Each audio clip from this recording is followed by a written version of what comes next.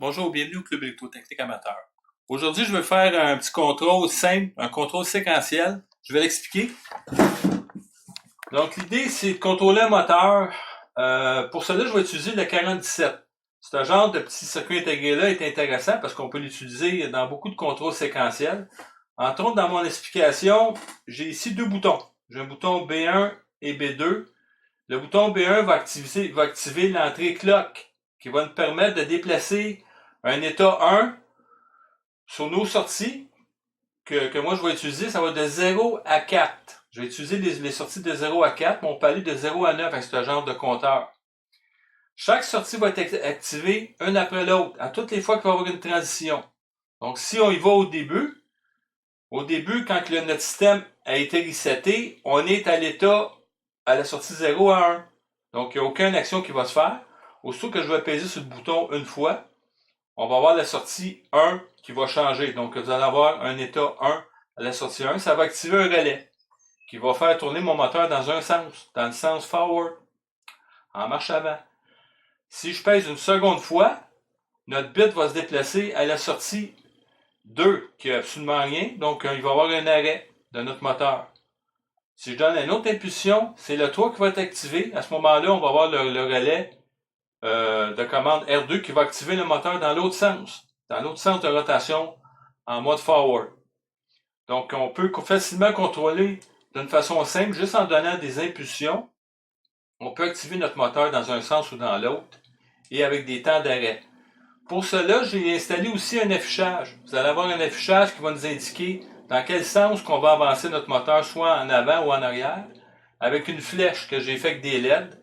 C'est tout simplement des LED qui sont en série pour créer un signal lumineux pour avertir l'opérateur dans l'action de commande qu'il a fait par rapport à son contrôle de séquence. Donc en général, c'est ça le circuit. Évidemment, c'est un circuit qui est alimenté sur 12 volts. J'utilise un régulateur 7812 et l'alimentation principale est de 24 volts. Donc si on passe de la théorie à la pratique, on voit que j'ai mon moteur qui est ici. J'ai mon contrôle qui est là. Je vais l'alimenter. Donc au départ, à l'état 0, on voit les LED vertes sont allumées ici pour nous dire que le moteur est en arrêt. Si je pèse sur mon bouton B1, on voit que le moteur tourne dans un sens, dans le sens de rotation normale, forward. Si je pèse une seconde fois, mon moteur arrête. Si je pèse une seconde fois, on est dans l'autre sens. Et une seconde fois, on arrête. Voyez-vous, il y a vraiment une séquence qui est prédéterminée. C'est le rôle d'un contrôle séquentiel. Les séquences sont programmées d'avance, sont déterminées. Donc, si j'active de nouveau, on est en mode forward. On peut aussi, en utilisant le mode 2, qui s'ouvre le mode de remise à 0, arrêter notre système n'importe quand. On part de nouveau. Toujours dans la condition forward. On peut l'arrêter quand on veut. Ou continuer et aller avec notre mode séquentiel pour aller dans toutes les directions qu'on veut.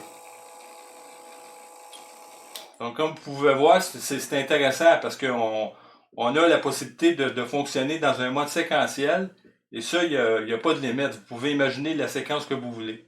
Donc, je vous laisse le temps en vous disant à la prochaine. Merci de votre attention.